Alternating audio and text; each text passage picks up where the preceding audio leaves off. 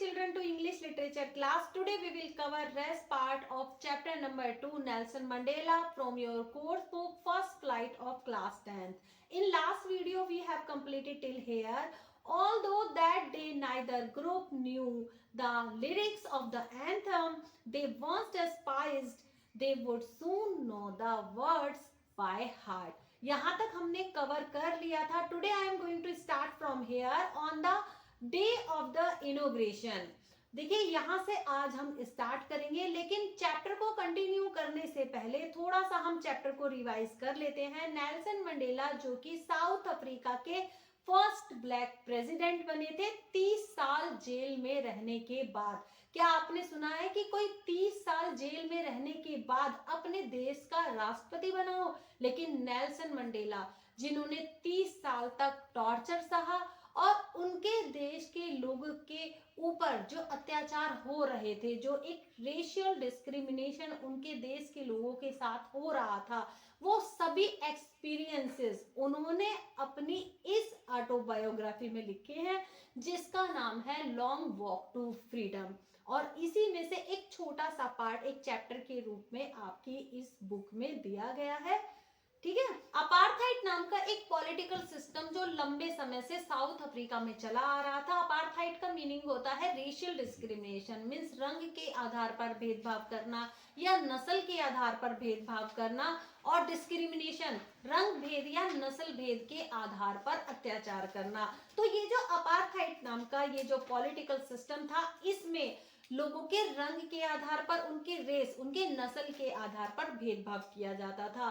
और south Africa में लंबे टाइम तक व्हाइट सुप्रीमेसी चला करती थी. व्हाइट लोग ही अपने आप को सुपीरियर समझा करते थे और वही लोग पावर में थे बहुत ही लंबे टाइम तक. और ब्लैक लोगों से उनके सारे अधिकार और उनकी सारी फ्रीडम्स छीन ली गई थी. आप देखिए नेल्सन मंडेला ने अपार्थाइड के खिलाफ एक लंबी लड़ाई लड़ी और 30 साल जेल में रहे. उन्होंने विद्रोह किया इस चीज का.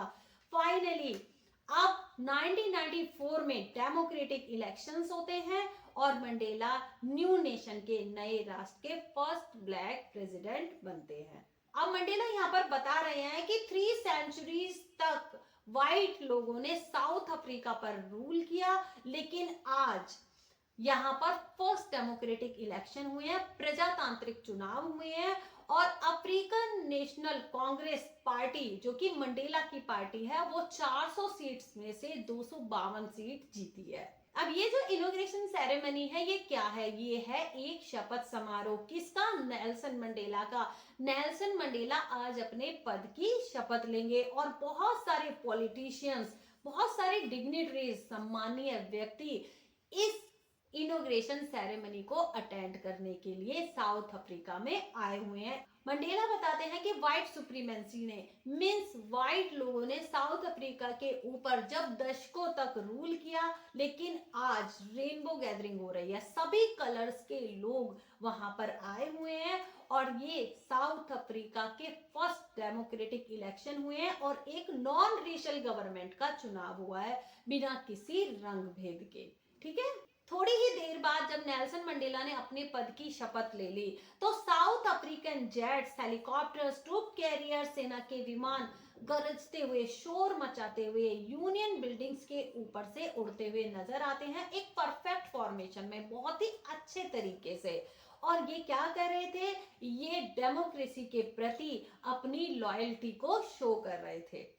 उसके बाद साउथ अफ्रीकन डिफेंस फोर्स के और पुलिस के हाईएस्ट जनरल नेल्सन मंडेला को सैल्यूट करते हैं और अपनी लॉयल्टी की कसम खाते हैं. उसके बाद इंपाला जेट्स जो कि शेवरन की शेप में वी का पैटर्न बनाते हुए स्मोक करते हैं, धुआं छोड़ते हैं, ब्लैक, रेड, ग्रीन, ब्लू और गोल्ड कलर का.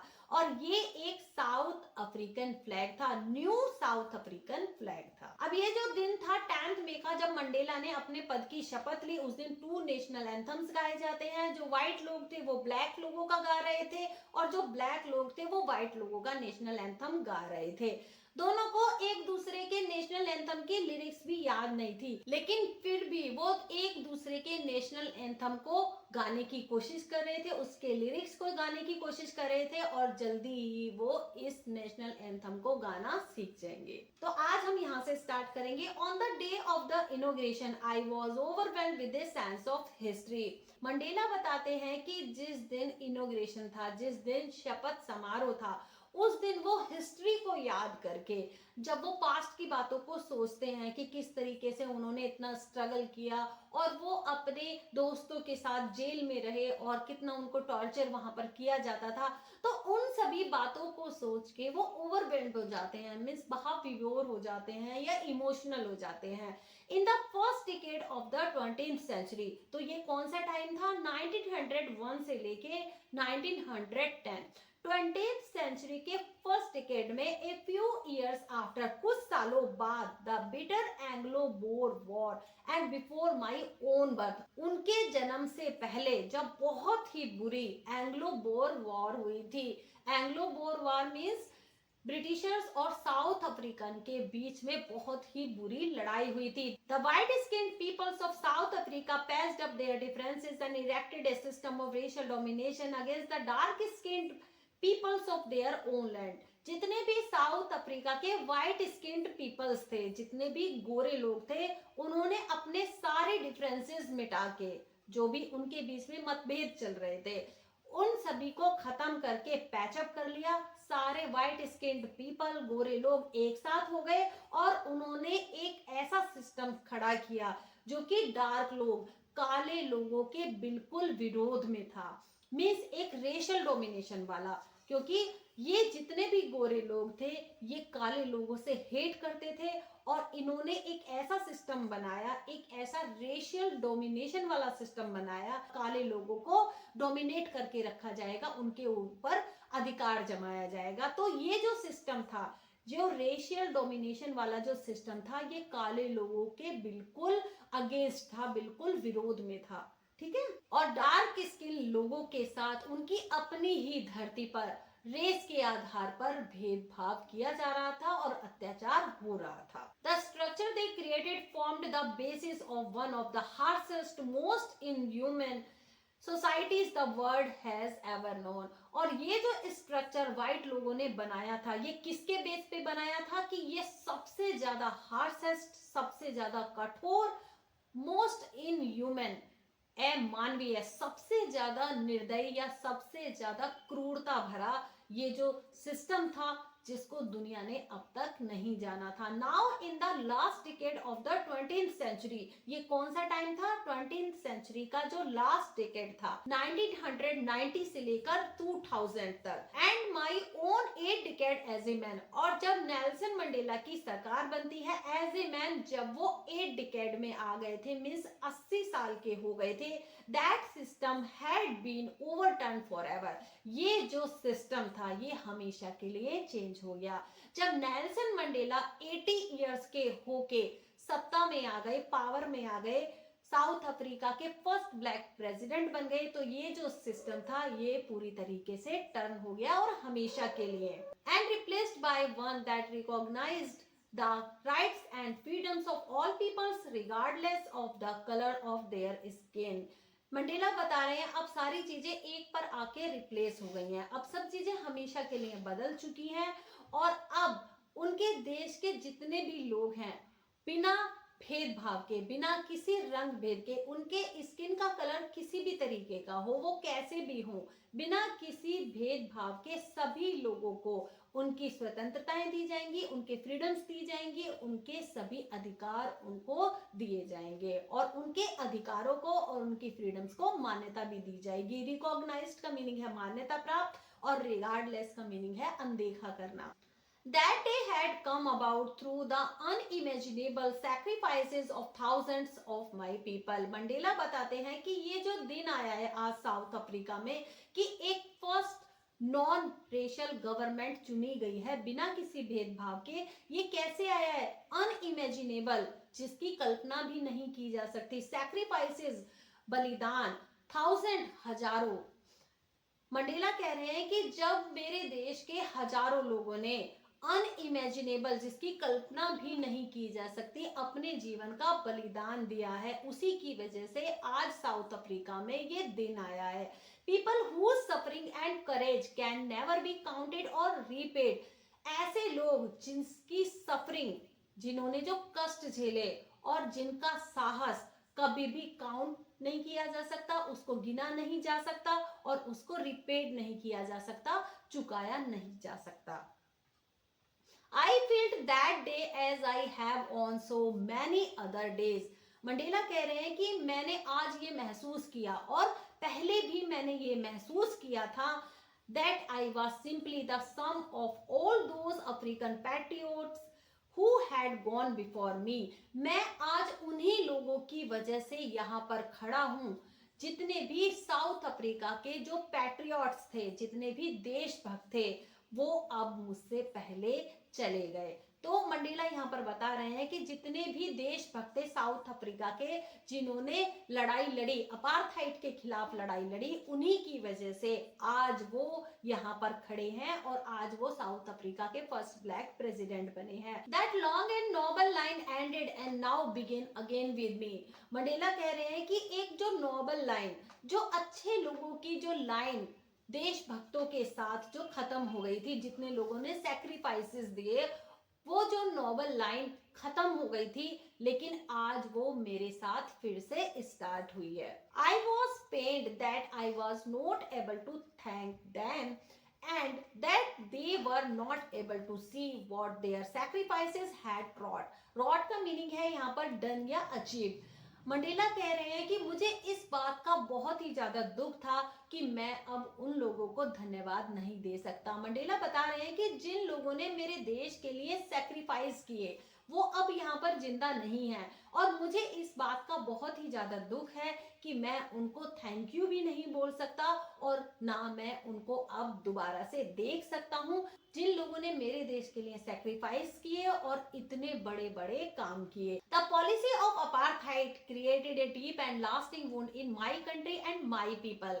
मंडेला बता रहे हैं कि ये जो अपार्थाइड की ये जो पॉलिसी थी, ये जो रेशियल डिस्क्रिमिनेशन था, रंग के आधार पर जो अत्याचार साउथ अफ्रीका में ये जो चल रहा था, तो इस पॉलिसी ने मेरे देश को और मेरे देश के लोगों को बहुत ही गहरे खाप दिए हैं जो लंबे समय तक चलेंगे। All of us will spend many years if not generations recovering from that profound hurt. profound का मीनिंग है deep, और इन सभी से बाहर निकलने में हम लोगों को बहुत ही लंबा टाइम लग जाएगा, बहुत सारे साल लग जाएंगे, यहाँ तक कि बहुत सारी जनरेशन्स भी लग जाएंगी इन गहरे जख्मों से बाहर निकलने के लिए। But the decades of operation and brutality had another unintended effect. Operation का मीनिंग होता है ये जो अत्याचार जो साउथ अफ्रीका में हो रहा था, ब्रूटैलिटी क्रूरता पूर्वक, अनइंटेंडेड मीन्स अनप्लान्ड। तो मंडेला कह रहे हैं कि दशकों तक ये जो अत्याचार ब्रूटैलिटी से, क्रूरता पूर्वक ब्लैक लोगों पर किया जा रहा था, इसका प्रभाव क्या पड़ा?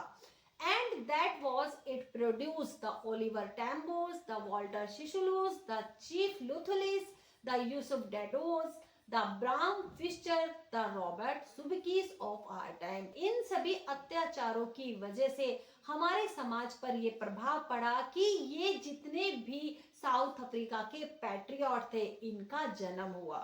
ठीक है, man of such extra ordinary courage, wisdom and generosity that their like may never be known again. ये जितने भी साउथ अफ्रीका के पैट्रियट्स थे, जितने भी देशभक्त थे, इनके अंदर एक्स्ट्रा ऑर्डिनरी क्वालिटीज थी, असाधारण सी क्वालिटीज थी। करेज था इनके अंदर, साहस था, विजडम बुद्धिमानी, जेनरोसिटी मीन्स बहुत ही दयावान थे, उदार थे।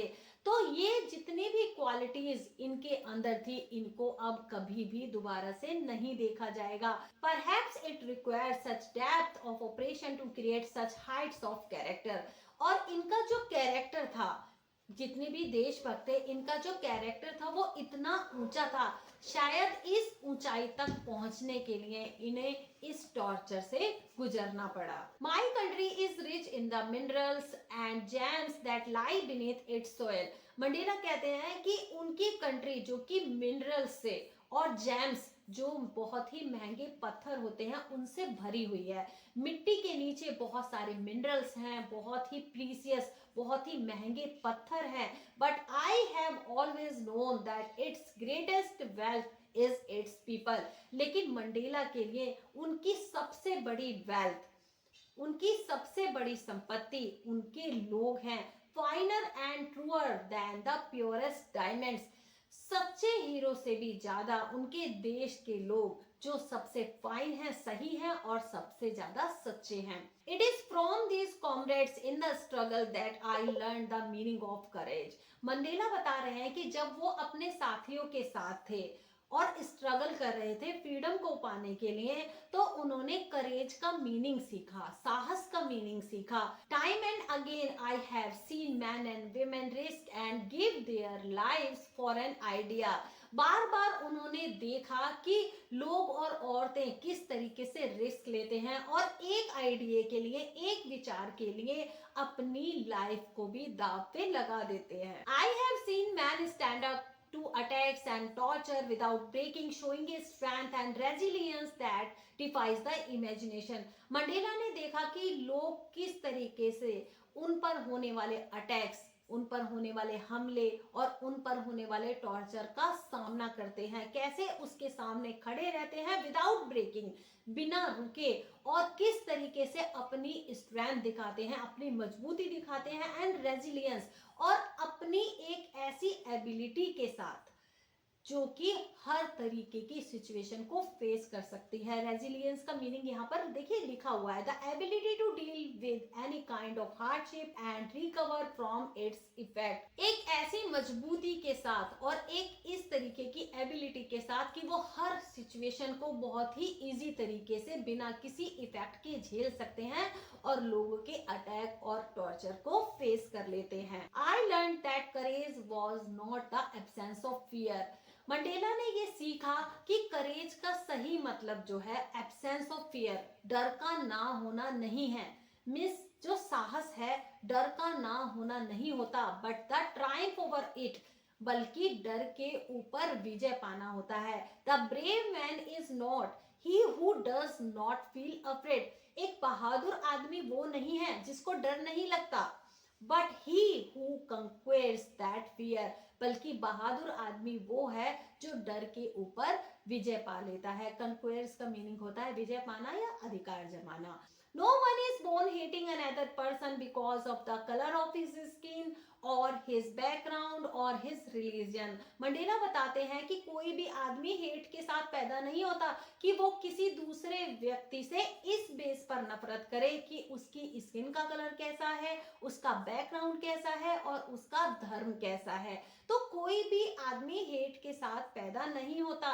People must learn to hate. Mandela कह रहे हैं कि लोगों को हेट करनी, नफरत करनी जरूर सीखनी चाहिए। And if they can learn to hate, और अगर वो नफरत कर सकते हैं, they can be taught to love, तो उनको प्यार भी सिखाया जा सकता है। For love comes more naturally to the human heart than its opposite. Love नफरत से ज्यादा नेचुरल तरीके से ह्यूमन हार्ट में, लोगों के दिल में आ जाता है। Even in the grimmest times in prison when my comrades and I were pushed to our limits, I would see a glimmer of humanity in one of the guards. Mandela बताते हैं कि जब वो प्रिजन में थे, जब वो jail में थे, तो ये एक ग्रीमेस्ट टाइम था उनके लिए। ग्रीमेस्ट का मीनिंग होता है भयंकर या डरावना।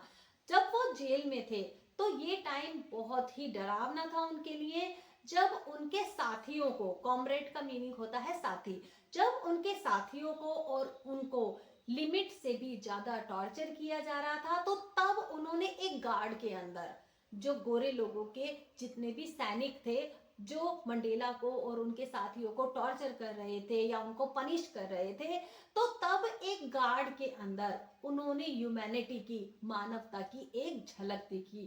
ग्लिमर का मीनिंग होता है झलक, ह्यूमैनिटी का मीनिंग होता है मानवता। Perhaps just for a second, शायद वो एक सेकेंड की ही थी, but it was enough to reassure me and keep me going, और मुझे रीअश्योर करने के लिए, मुझे मोटिवेट करने के लिए या मुझे आगे बढ़ने की प्रेरणा देने के लिए वो एक मानवता की झलक ही काफी थी। Man's goodness is a flame, Mandela कह रहे हैं कि लोगों की जो अच्छाई होती है ना, वो एक फ्लेम की तरह होती है, एक ज्योति की तरह होती है, दैट कैन बी हिडन, जिसको छिपाया तो जा सकता है बट नेवर एक्सटिंग्विश्ड, लेकिन उसको बुझाया नहीं जा सकता। एक्सटिंग्विश्ड का मीनिंग होता है बुझाना। In life every man has twin obligations. Mandela कहते हैं कि हर आदमी की लाइफ में ट्विन, दो ऑब्लिगेशंस होती हैं। ऑब्लिगेशंस का मीनिंग है यहाँ पर मॉरल ड्यूटीज। हर आदमी की लाइफ में टू ऑब्लिगेशंस होती हैं, टू उसकी मॉरल ड्यूटीज होती हैं। Obligations to his family, to his parent, to his wife and children. एक तो ऑब्लिगेशन, एक जो मॉरल ड्यूटी होती है उसकी, वो होती है उसकी फैमिली के प्रति, उसके पेरेंट्स के प्रति, उसकी वाइफ और उसके बच्चों के प्रति। He has an obligation to his people, his community, his country. और जो दूसरी ऑब्लिगेशन होती है वो होती है उसकी लोगों के प्रति, अपने लोगों के प्रति, अपनी कम्युनिटी के लोगों के प्रति, अपने समाज के प्रति, अपने देश के लोगों के प्रति। In a civil and human society each man is able to fulfil those obligations according to his own inclinations and ability. Mandela यहाँ पर बताते हैं कि एक सभ्य और एक मानवीय समाज में, सिविल का मीनिंग होता है सभ्य और ह्यूमन का मीनिंग होता है मानव, सोसाइटी का मीनिंग होता है समाज। एक सभ्य और एक मानवीय समाज में हर आदमी ये जितनी भी ऑब्लिगेशंस है, ये जितनी भी मॉरल ड्यूटीज हैं, अपने इंक्लिनेशंस के अनुसार, इंक्लिनेशंस का मीनिंग होता है डिजायर या पैशन, एबिलिटीज का मीनिंग होता है क्षमता, अपनी डिजायर और अपनी क्षमता के अनुसार इन ऑब्लिगेशंस को फुलफिल पूरा कर सकता है। But in a country like South Africa, लेकिन साउथ अफ्रीका जैसी कंट्री में it was almost impossible for a man of my birth and colour to fulfil both of those obligations. जो लोग मेरे जैसे दिखते थे और जो लोग मेरे जैसे कलर के थे, उन सभी को ये मॉरल ड्यूटीज पूरी करना इम्पॉसिबल हो गया था। In South Africa, a man who tried to fulfill his duty to his people was inevitably ripped from his family and his home and was forced to live a life apart.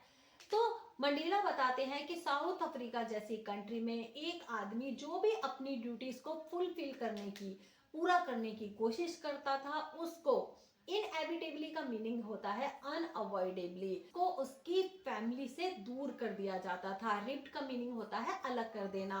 उसको उसकी family से दूर कर दिया जाता था, उसके घर से दूर कर दिया जाता था और उसको फोर्स किया जाता था कि वो अकेले अपनी लाइफ जिए। A twilight existence of secrecy and rebellion. Twilight का मीनिंग होता है धुंधला, एग्जिस्टेंस का मीनिंग होता है अस्तित्व, सेक्रेसी का मीनिंग होता है सीक्रेट, रिबेलियन का मीनिंग होता है विद्रोह। तो उस आदमी को विद्रोही समझा जाता था और उस पर राजद्रोह का केस लगाया जाता था और उसका अस्तित्व बिल्कुल अंधेरे में हो जाता था। तो साउथ अफ्रीका जैसी कंट्री में जो भी आदमी अपनी इन मॉरल ड्यूटीज को पूरी करने की कोशिश करता था, उसको उसके घर से, उसकी फैमिली से दूर कर दिया जाता था और उसका जो अस्तित्व था वो अंधेरे में आ जाता था और उसको राजद्रोही समझा जाता था। I did not in the beginning choose to place my people above my family but in attempting to serve my people. Starting में, शुरुआत में मैंने अपने लोगों को, अपनी फैमिली के लोगों को नहीं चुना, बल्कि मैंने अपने देश के लोगों को चुना कि मैं उनकी सेवा करूंगा। I found that I was prevented from fulfilling my obligations as a son, a brother, a father and a husband. Prevented का मीनिंग होता है किसी चीज पर प्रतिबंध लगा देना, रोक लगा देना।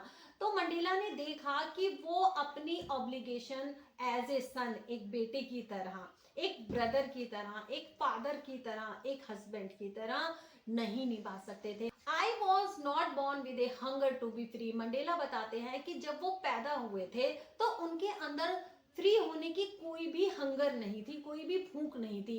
आई was born free, free in every way that I could know. वो कहते हैं कि वो बिल्कुल फ्री पैदा हुए थे हर तरीके से जहां तक वो जानते हैं। Free to run in the fields near my mother's hut. वो अपनी मदर की हट के पास खेतों में दौड़ने के लिए फ्री थे। Free to swim in the clear stream. वो नदी में तैरने के लिए फ्री थे, अपने गांव में दौड़ने के लिए फ्री थे। Free to roast mealies under the stars.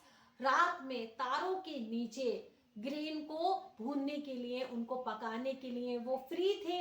And ride the broad backs of slow moving bulls, और गांव में जो बैल चला करती थी उन पर राइड करने के लिए, उन पर सवारी करने के लिए वो फ्री थे। तो यहाँ पर मंडेला बता रहे हैं कि बचपन में वो हर चीज के लिए फ्री थे। तो अपनी मदर के पास फील्ड में दौड़ लगाने के लिए, नदियों में तैरने के लिए, अपने गांव में दौड़ लगाने के लिए, और रात में मिलीस को, ग्रेन को रोस्ट करने के लिए, भूनने के लिए, और एक बुल पर राइड करने के लिए वो हमेशा से फ्री थे अपने बचपन में। As long as I obeyed my father, Mandela कहते हैं कि जहां तक मैं जानता हूं कि मैं अपने फादर को हमेशा ओबे करता था, हमेशा उनकी बात मानता था। And abided by the customs of my tribe, और मेरे कबीले के जो भी कस्टम्स थे, जितने भी रिवाज थे, मैं सभी का पालन करता था। अबाइडेड का मीनिंग होता है पालन करना। I was not troubled by the laws of man or God, और मुझे भगवान के बनाए हुए और लोगों के बनाए हुए किसी भी लॉज से, किसी भी कानून से कोई भी ट्रबल नहीं था, कोई भी परेशानी नहीं थी। It was only when I began to learn that my boyhood freedom was an illusion, लेकिन जब मैंने देखा जो मेरी जो स्वतंत्रता थी, मेरी जो फ्रीडम थी, वो मेरे लिए एक इल्यूजन थी।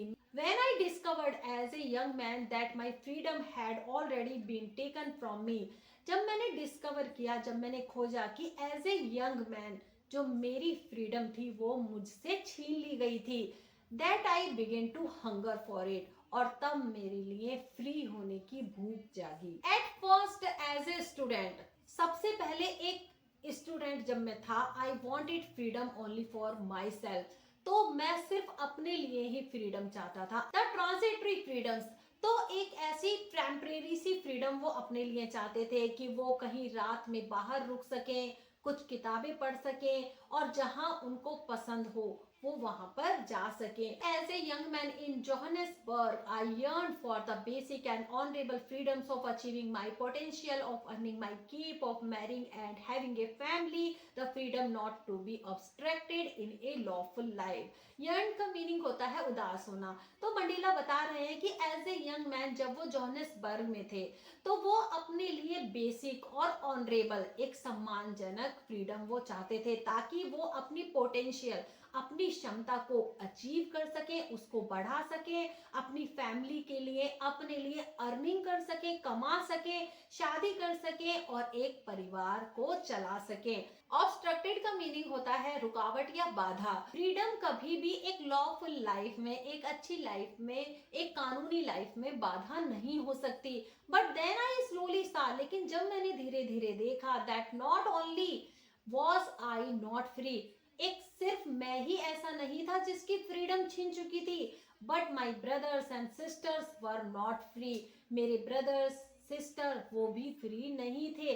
आई सा, मैंने देखा that it was not just my freedom that was cartel, एक मैं ही ऐसा नहीं था जिसकी फ्रीडम छीनी जा चुकी थी। कर्टेल का मीनिंग होता है कटौती करना।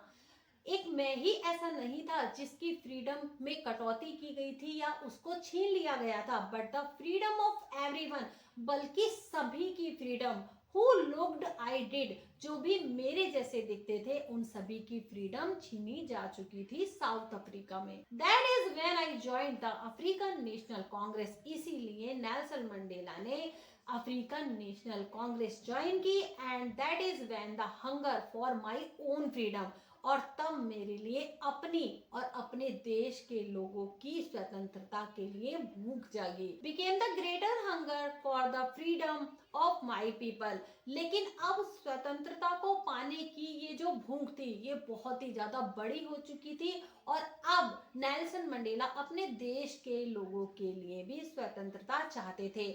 It was this desire for the freedom of my people to live their lives with dignity and self-respect that animated my life। और अब नेल्सन मंडेला में फ्रीडम को पाने की इच्छा जागी, अपने लिए, अपने देश के लोगों के लिए, जिससे वो और उनके देश के लोग डिग्निटी के साथ, गर्व के साथ, सेल्फ रेस्पेक्ट, आत्मसम्मान के साथ अपनी एक एनिमेटेड, एक सजीव लाइफ को जी सकें। That transformed a frightened young man into a bold one, तो अपने देश के लिए फ्रीडम को पाने की चाहत में नेल्सन मंडेला ने अपने आप को चेंज कर दिया, अपने आप को ट्रांसफॉर्म कर दिया। उन्होंने एक फ्राइटेंडेड यंग मैन, जो एक डरा हुआ सा लड़का था, वो बोल्ड लड़के में चेंज हो गया, एक निडर लड़के में चेंज हो गया। That drove a law abiding attorney to become a criminal, और एक कानून का पालन करने वाला एक वकील एक क्रिमिनल बन गया। That turned a family loving husband into a man without a home, और एक family loving husband एक ऐसा आदमी बन गया जिसके पास अब कोई भी घर नहीं था। That forced a life loving man to live like a monk, और जिंदगी को, जीवन को प्यार करने वाला एक आदमी एक मोंक बन गया, एक सन्यासी बन गया। तो नेल्सन मंडेला की पूरी लाइफ चेंज हो गई। I am no more virtuous or self-sacrificing than the next man. Mandela अपने बारे में बताते हैं कि मैं इतना भी ज्यादा वर्चुअस नहीं हूँ, गुड क्वालिटीज वाला आदमी नहीं हूँ, और ना मैंने कोई भी सेल्फ सेक्रीफाइस किया है, ना ही मैंने कोई बलिदान दिए हैं किसी और आदमी से ज्यादा।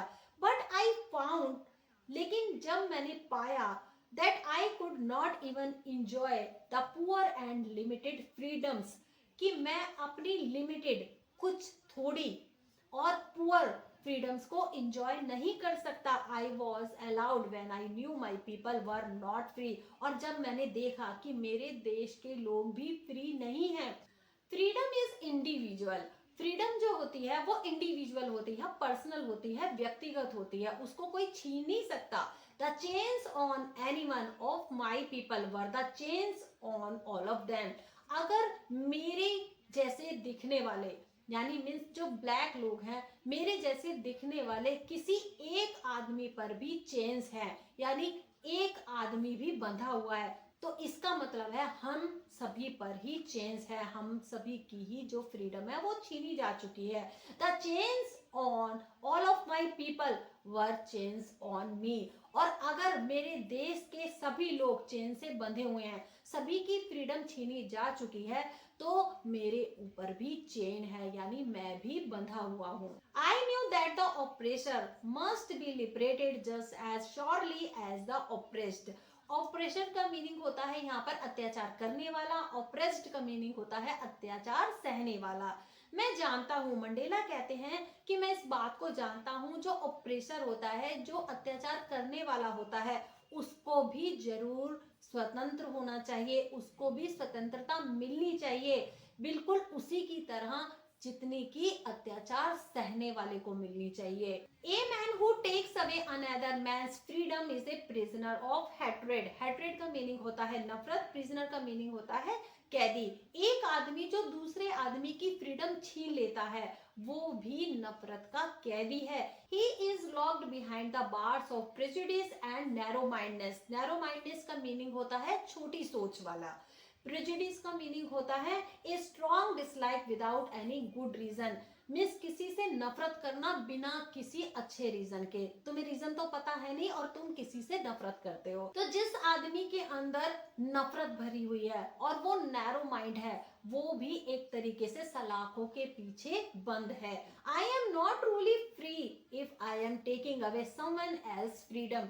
मैं भी सच में फ्री नहीं हूँ अगर मैं किसी की फ्रीडम छीन लेता हूँ। Just as surely as I am not free when my freedom is taken from me। बिल्कुल उसी तरह जिस तरीके से मेरी फ्रीडम भी छीनी जा चुकी है। The oppressed and the oppressor alike robbed of their humanity। humanity का मीनिंग होता है मानवता, robbed का मीनिंग होता है छीन जाना या चोरी कर लेना। तो जो ऑप्रेस्ड होते हैं, जो अत्याचार करने वाले होते हैं, और जो ऑप्रेसर होते हैं, जो अत्याचार सहने वाले होते हैं, दोनों की ही ह्यूमैनिटी, दोनों की ही मानवता छीनी जा चुकी है या छिन चुकी है। तो इसी के साथ ये चैप्टर फिनिश होता है। मिलेंगे नेक्स्ट वीडियो में इस चैप्टर के हार्ड वर्ड्स और उनके मीनिंग्स और एक छोटी समरी के साथ। Take care and good bye.